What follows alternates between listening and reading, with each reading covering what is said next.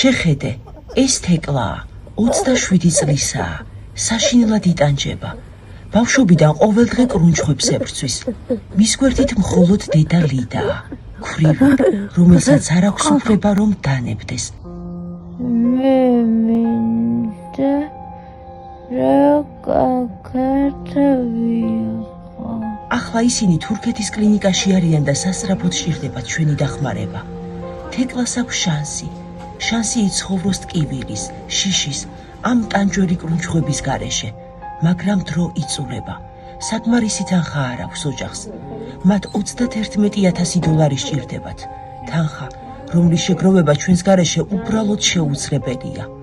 თეკლას აქვს შანსი იცოცხლოს. დღეს ყველაფერი ჩვენზეა დამოკიდებული. გთხოვთ, არ ჩაუაროთ გვერდი ამ პოსტს, დაეხმარეთ თეკლას.